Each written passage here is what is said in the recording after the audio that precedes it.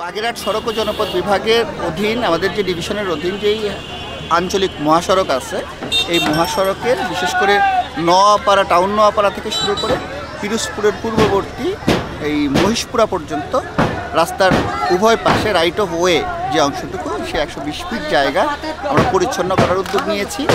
এটা আমরা গত 3 মাস আগে থেকে এখানে তালিকাবদ্ধ করে এদেরকে নোটিশ করা হয়েছে এবং সর্বশেষ গত 1 সপ্তাহব্যাপী মাইকিং করা হয়েছে, পত্রিকায় গণবিজ্ঞপ্তি জারি করা হয়েছে, তাদেরকে খুলে নেওয়ার সুযোগ দেওয়া হয়েছে। অনেকে খুলে নিয়েছেন, আর যেগুলো খুলে নিতে পারেননি সেগুলো আমরা আমাদের যে যন্ত্রপাতি ব্যবহার করে উচ্ছেদ করে দিচ্ছি।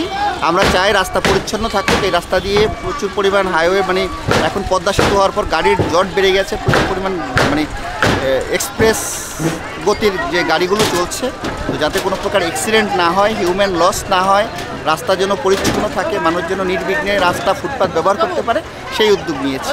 এই কার্যক্রম চলমান থাকবে। আমরা আজকে করছি, আজকে আমাদের টার্গেট দরাটানা ব্রিজ থেকে শুরু করে নোয়াপাড়া পর্যন্ত।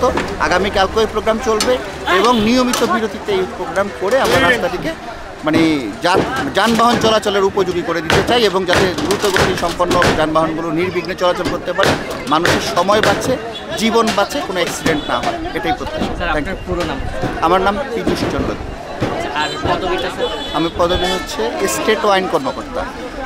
আমি এখানে ধন্যবাদ। আসলে আমাদের সড়ক ও জনপথ অধিদপ্তরের আওতায় যে মহাসড়কের পাশে আমাদের একবার অধিগ্রহণকৃত জায়গা আছে, তো এখানে দেখা যায় যে বিভিন্ন ধরনের দোকানপাট, টংঘর বা অবৈধ স্থাপনা গড়ে ওঠার ফলে ওইসব জায়গাগুলোতে দেখা যাচ্ছে যে যানজটের সৃষ্টি হয় এবং সড়ক দুর্ঘটনা ঘটে। তো সেই কারণে আমাদের সড়কে যানবাহন চলাচল এবং জনসাধারণের যারা নির্বিঘ্নে চলাচল করতে পারে এবং কোনো ধরনের মানে দুর্ঘটনায় কবলিত না হয় আর কি, বা যানজটের সৃষ্টি না হয়, সে কারণে আমাদের যে সড়কের পাশে যে অবৈধ স্থাপনাগুলো আছে এগুলো আমরা উচ্ছেদের পদক্ষেপ নিয়েছি এবং এটা আমাদের আসলে একটা রুটিন ওয়ার্কের মধ্যেই পড়ে আর কি। তো আমরা আপাতত 2 দিন আমরা প্রোগ্রাম রেখেছি যাতে বেশ করে আমাদের যে পিরোজপুর থেকে বাগেরহাট হয়ে নোয়াপাড়া বা খুলনা যে রাস্তাটা মহাসড়ক, এইটার 2 পাশে বিশেষ করে বাগেরহাট শহর এলাকার মধ্যে দিয়ে এটা গিয়েছে আর কি।